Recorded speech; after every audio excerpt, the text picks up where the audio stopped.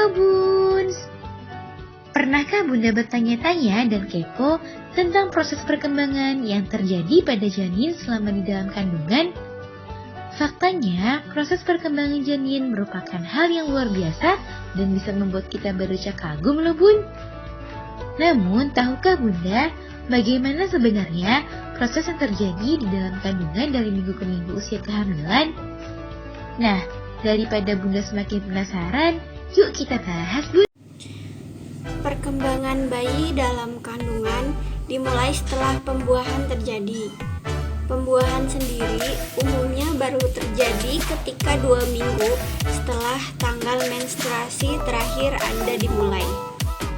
Selain menjadi bagian dari kehamilan, tanggal menstruasi yang terakhir ini digunakan juga untuk memprediksi tanggal persalinan, yaitu dengan menambah 40 minggu dari tanggal tersebut.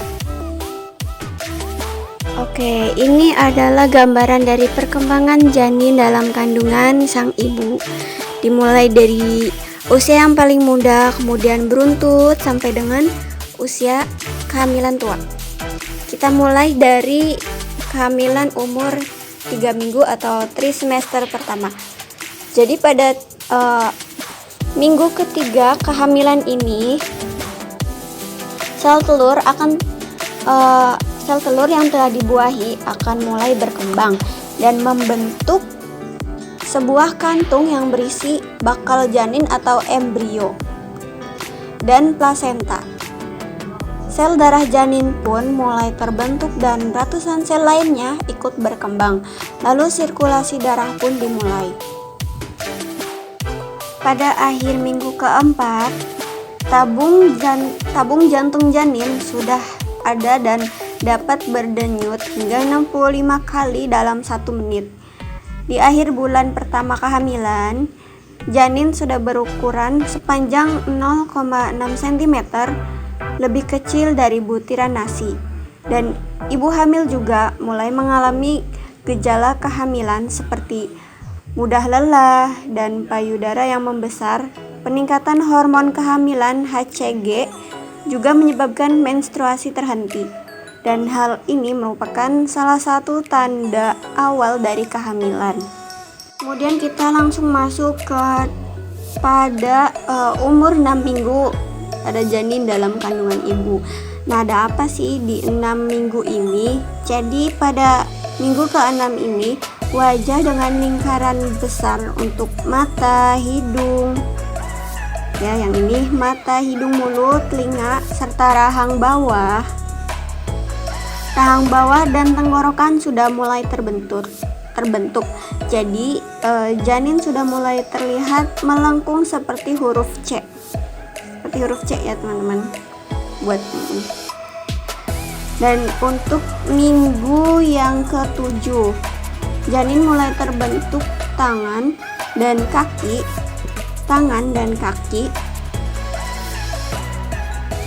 dan rahim ibu telah berukuran 2 kali lipat pada usia kandungan 7 minggu. Kemudian kita masuk ke umur 8 sampai 10 minggu. Ada apa di sini ya?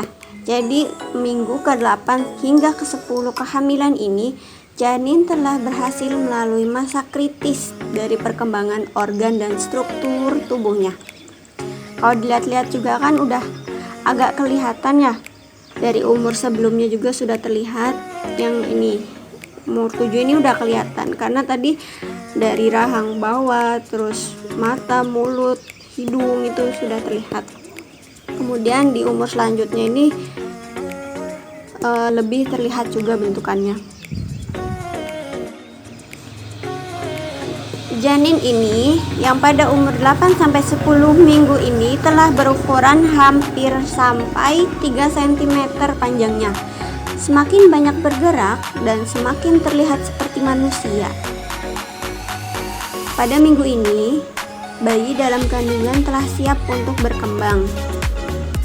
Kemudian kita masuk pada usia 11 sampai 13 minggu. Di usia ini, otak bayi akan berkembang dengan pesat. Otak bayi akan berkembang dengan pesat. Ginjalnya mulai mengeluarkan urin. Ginjal di sebelah sini. Ginjalnya mulai mengeluarkan urin dan jari-jarinya telah bisa mengepal seperti tinju. Ini jari. Memasuki minggu ke-12, alat kelamin bayi sudah mulai terbentuk. Panjang bayi pun di semester 3 pertama ini mencapai 8 cm. Kita memasuki trimester kedua. Di trimester yang kedua ini, resiko keguguran biasanya akan ikut menurun karena kandungan sang ibu ini sudah semakin kuat dan terus berkembang. Berat bayi dalam kandungan sudah mencapai 42 gram dengan panjang 9 cm. Dan tulang tengkoraknya pun semakin mengeras dan kemampuan mendengarnya pun ikut meningkat. Anda mungkin akan merasa tendangan dan detak jantung dari sang bayi, serta bisa merasakan ekspresi melalui melihat ekspresi ya melalui pemeriksaan dari USG. Kita lanjut ke usia 14-18 minggu. Ada apa di usia ini? Nah, di usia ini indera perasanya terbentuk dan sang bayi pun sudah mulai mendeteksi cahaya di usia 14-15 minggu. Dan pada usia 16-18 minggu, bayi akan mengalami lonjakan pertumbuhan dan kelaminnya telah terbentuk dengan baik, sehingga bisa terlihat seperti pemeriksaan USG. Yang ini udah cukup sempurna yang ini. Kemudian pada umur 19-27 minggu, pada minggu ke-19, bayi dalam kandungan sudah bisa mendengar suara ibu. Memasuki umur ke-20, bayi akan lebih banyak menelan dan memproduksi kotoran atau mekonium. Dan pada umur minggu ke-21 hingga ke-22, bayi sangat aktif dan semakin terlihat seperti manusia kecil. Bayi juga sudah mulai menumbuhkan alis dan rambut di usia minggu ke-25, serta berat badannya semakin bertambah karena sudah memiliki lemak. Kemudian pada umur 26, minggu ke-26, bayi mulai bisa menghirup dan mengeluarkan cairan plasenta atau air ketuban yang di sekelilingnya ya. Biasanya kan bayi itu, janin itu di sekelilingnya ada air ketuban, ada plasenta. Nah, itu dia udah bisa mulai menghirup dan mengeluarkan cairan plasentanya, yang merupakan tanda baik karena dengan demikian ia sekaligus berlatih untuk bernapas. Dan untuk usia minggu ke-27, bayi dalam kandungan telah bisa membuka dan menutup matanya, menghisap jari-jarinya, bahkan cegukan. Lucu sekali ya, secegukan. Dan mungkin merasa geli ketika ia melakukan hal ini. Sekarang kita memasuki trimester ketiga, yaitu trimester yang terakhir. Jadi di trimester ketiga ini berat badan bayi bisa mencapai 1 kg dengan otot dan paru-paru yang makin berkembang, bahkan semakin komplit ya, sudah hampir sempurna. Kepalanya terus bertumbuh dan untuk mengikuti perkembangan sel saraf di otaknya.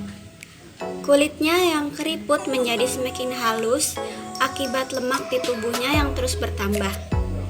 Juga sudah dijelaskan ya bahwa di umur trimester ketiga ini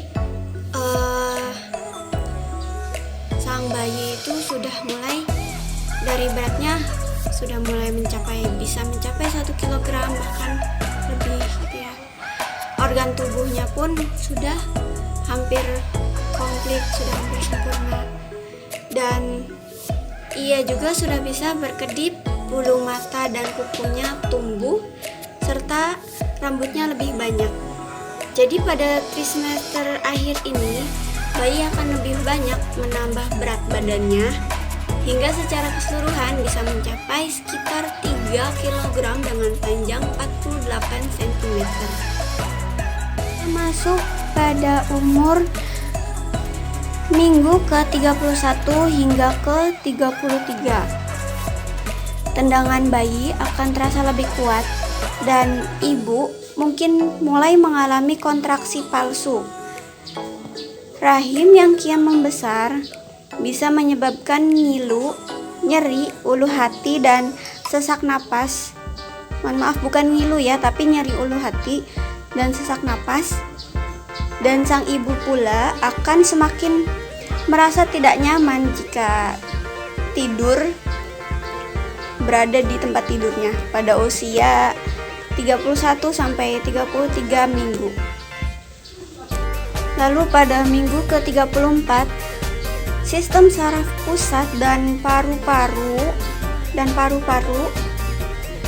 akan semakin matang dan pergerakannya tidak sesering atau seheboh sebelumnya. Jadi bayi dalam kandungan akan semakin turun ke daerah panggul sang ibu ya, ke daerah panggul pada minggu ke-36. Pada minggu ke-36 yang ini, seiring tanggal persalinan mendekat. Dan pada umur 37 ini, sang ibu akan lebih sering mengalami keputihan dan kontraksi. Kehamilan di usia-usia tua ini, ibu disarankan untuk mewaspadai gejala-gejala dari kondisi yang bernama prelaksamsia, yaitu komplikasi kehamilan yang ditandai dengan meningkatnya tekanan darah, terdapat protein di urin, serta pembengkakan di kakinya, di kaki sang ibu. Jadi ibu ini mesti waspada dan mesti banyak baca-baca, intinya harus waspada gitu sama usia, tanda-tanda di usia kehamilan yang tua ini, kehamilan tua. Kemudian air ketuban sang ibu mungkin akan pecah pada minggu ke-39. Jika ini terjadi, artinya sang ibu akan memasuki proses persalinan. Segera hubungi dokter, bidan, atau rumah sakit yang terdapat di sekitaran rumah Anda yang berencana untuk melahirkan ataupun terjadi hal-hal yang tidak diinginkan seperti preeklamsia yang tadi saya jelaskan, ataupun air ketuban dari ibu sudah pecah. Segera hubungi dokter ataupun bidan setempat agar langsung diberikan pertolongan pertama dan segera ditindaklanjuti. Terkadang ibu hamil mungkin ada yang belum menunjukkan tanda-tanda persalinan meskipun usia kandungannya sudah mencapai 42 minggu. Tapi jangan khawatir jika sang ibu belum mengalaminya, karena hal ini memang bisa terjadi. Namun, jika usia kandungannya sudah terlalu tua atau mencapai minggu ke-42 atau lebih, sang ibu mungkin perlu menjalani prosedur induksi persalinan atau langsung cek ke dokter ataupun bidan. Lalu diskusikanlah dengan dokter mengenai prosedur persalinan yang aman dan sesuai dengan kondisi kehamilan Anda. Rutin memeriksakan bayi dalam kandungan juga dapat membantu sang ibu untuk mengantisipasi kelainan atau masalah yang mungkin terjadi. Mungkin cukup sekian penjelasan dari